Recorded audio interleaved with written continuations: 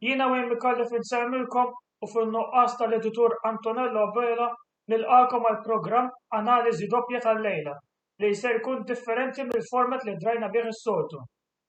Dan għaliex permezz tal-programm tal-lejla għall-ewwel darba il-Kamra Sportiva se tkun qed tippreżentalkom bi pjaċir ir-reazzjonijiet ta' tmiem il-logħbiet tal-Milan u tal-Juventus li se jkunu n-novitajiet tan-netwerk tagħna għal dan l-istaġun.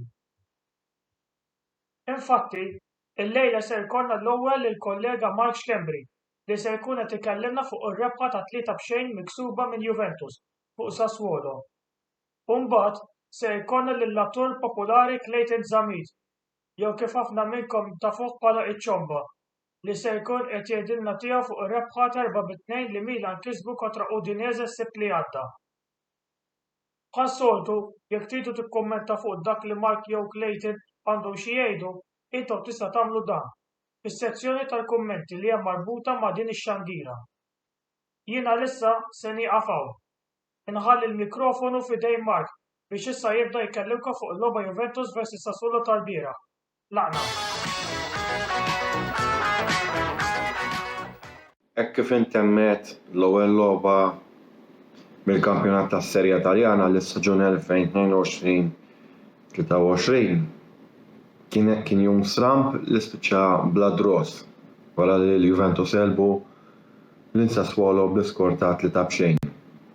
Kienet logħba li fl-25 minuta tagħha Juventus iddiżappuntaw xi ftit, forsi sakemm għadu affarijiet li jistgħu jiġru, kien hemm 3 okkażjonijiet fiċċa li Sassuolo setgħu fetħu l-iskor, biss wara li Di Maria fetaħ l-iskor l-affarijiet ġew iktar faċli għal-Juventini. Xi ħaġa ta' min jirrimarka pożittiva fil-kamp Juventin kienet il-prestazzjonijiet kif qed diġà 25 minuta tiebu nemmen li grazzi għal Di Maria li wera li huwa s-superstar u akkwiż denju li għamlu fis-sajf li għadda Juventus.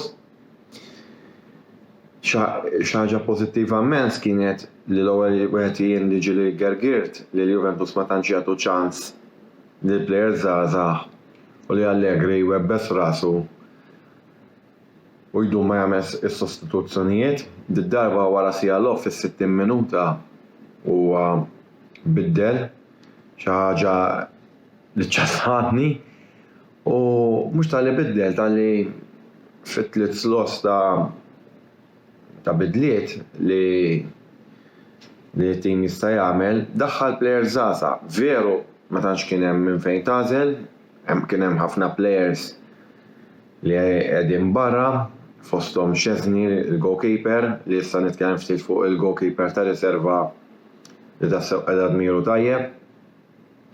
Chiesa li nafu li hu msemmi jidħol lejn l-aħħar ta' Settembru u anke Pogba u li ħadna dan is-sajf u sfortunatament weġġa' u anke Kajo George li għandu injury twila.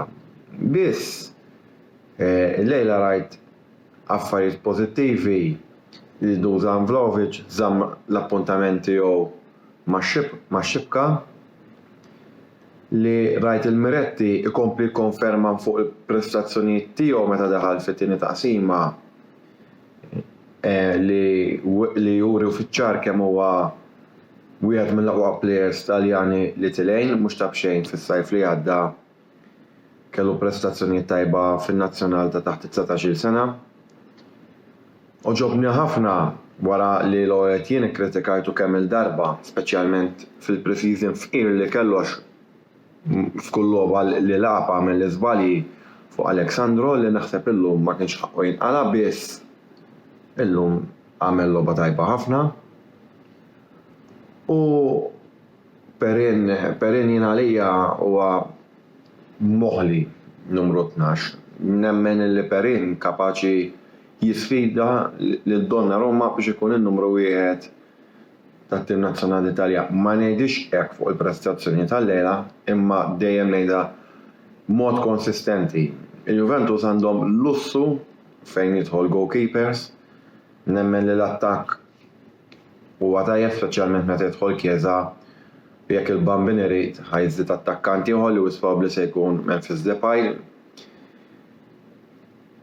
Nota li rajt naqra diżappuntanti kien Manuel Locatelli. Dal-plejer sennejt xi ħaġa iktar. Veru ġie kundizzjonat b'karta safra li kien ħaqqu, biss stennejt xi ħaġa iktar. Jalla forsi għadha l-ewwel logħba u veru li kif qed iktar kmieni f'dan il-video Vlahovic żamm l-appuntament max-xibka, biss xtaqt nara iktar movimenti kif kien jilgħab mal-Fiorentina. Jalla l-logħba li jmiss mas-Sampdoria ġewwa Stadio Marassi ġo Genova naraw Juventus imtejbin. Sfortunatament diġà tlifna lil Pogba fil-pre-season, nittama li Di Maria li kellu ġie sostitwit fis-66 minuta ma jdumx żmien twil barra. U Zakkarija li weġġa fl-aħħar ftit ħin tal-logħba ma jdumx meta jiġi evalwata l-entità tiegħu tal-injury ma jdumx barra. Miqpija biddu pożittiv u jalla nkomplu fuq dan il-passi.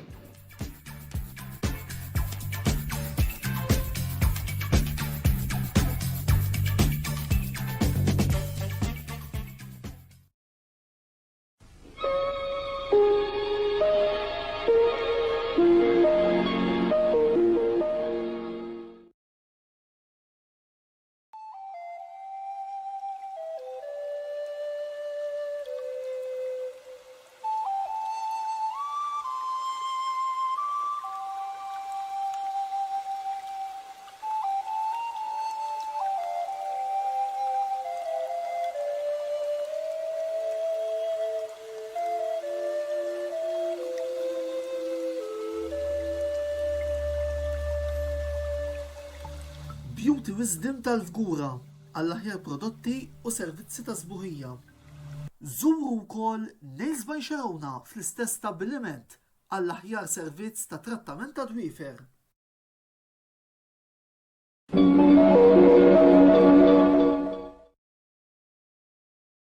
Funko Pop, l-aħħar novità li tistgħu ssibu fil-ħanut li Game Breaker għandu ġewwa Birkirkara. Fost diversi modelli li hemm disponibbli, insibu modelli tal-players tal-NBA, eroj ta' Disney u wkoll dawk bħal Captain America u Spider-Man fost l-oħrajn. Għalhekk ejjew ixtru dawn il-minjaturi tal-personaġġi favoriti tagħkom mingħand il-ħanut li dejjem offra garanzija u kwalità. Game Breaker, l-aqwa logħob tal-PlayStation, Xbox u Switch.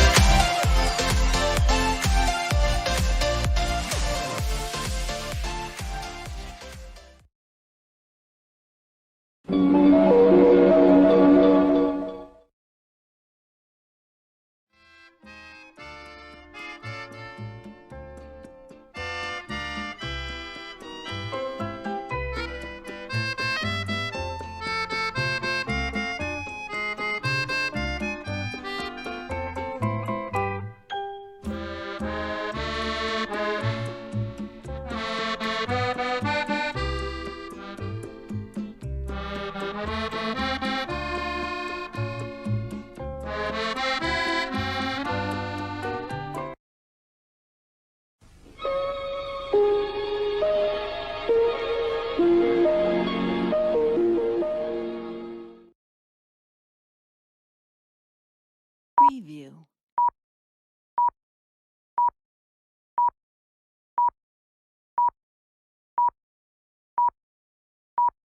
Preview.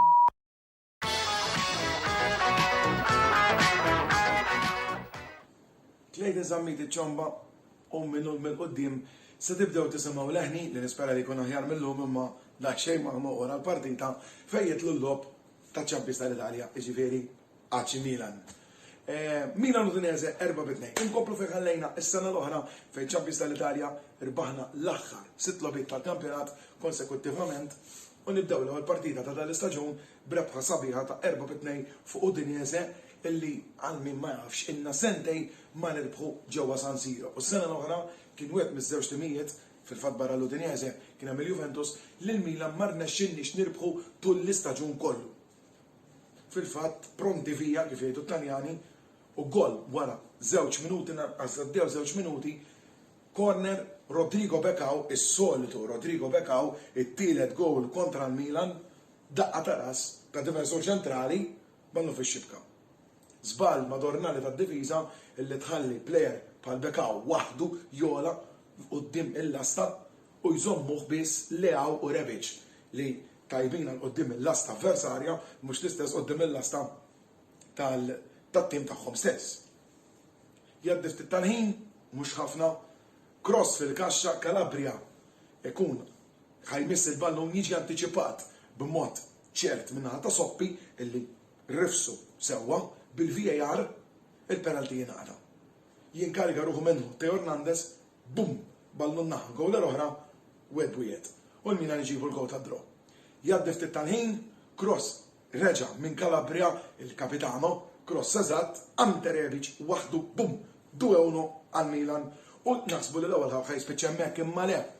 Ma ġrax hekk, eżatt qabel ma saffar ir-referi għal tmiem l-ewwel taqsima, cross daqqa ta' ta' Edin Mazina u ballu fix-xibka. Edin Mazina kien ilu nieqes mill-kampjonat Taljan għal 4 snin, irritorna llum u mill-ewwel għamel jenna għat 2-2. Timijiet oħra kif jiġri hekk ovvjament ħajħossu il-moral tagħhom ħajtbaxxa mhux il-Milan tal-kbir Stefano Pioli.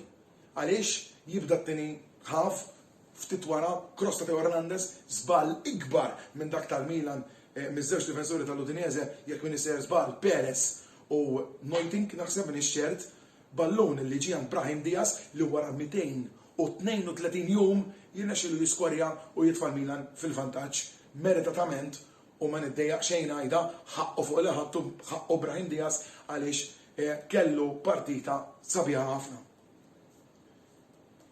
Ir-riżultati qed 3-2 u minn hemmhekk isu it-tim reġaħa l-kontroll tal-partita. Ftit wara fil-fatt Ante Rebic minn assist ieħor ta' Brahim Diaz illi kompre juri kemm qiegħed f'mument tajjeb bħalissa jitfa' l-ballun ġewwa Ante Rebic 4-2 u l-logħba nistgħu ngħidu illi ngħalqet.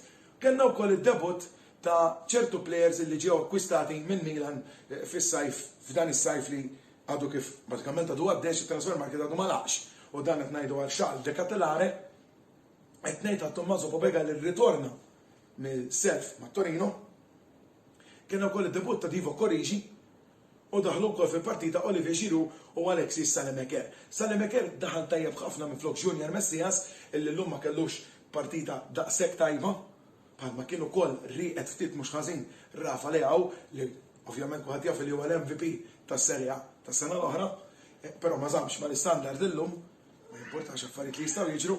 Qed tisimgħu l-qattus tiegħi li jismu Diaz naħseb qed jifraħ għal gowl li skurja llum, allura qed isemma daqsxejn aħna wkoll. U bażikament De Ketelaere daħal tajjeb ħafna fil-partita, Divo Corrigi mill-ftit li ċaqlaq oġobni ħafna u anke Giroud deru li qed jaqblu flimkien iż-żewġ plejers li nista' ngħidu li mhux iddebutta ovvjament, imma id-debuttaw flimkien illum għax ġej mill-Liverpool u ġej mill-Chelsea u llum rajnihom flimkien. Naħseb illi għallum m'għandix xi ngħid iktar fuq il-partita ħlief illi rebħa meritata, rebħa mistħoqqa u rebħa li kien hemm bżonna biex inżommu l-moral forza Milan niltaqgħu il-ġimgħa d-dieħla għal wara l-partita ta' Bergamo Atalanta Milan.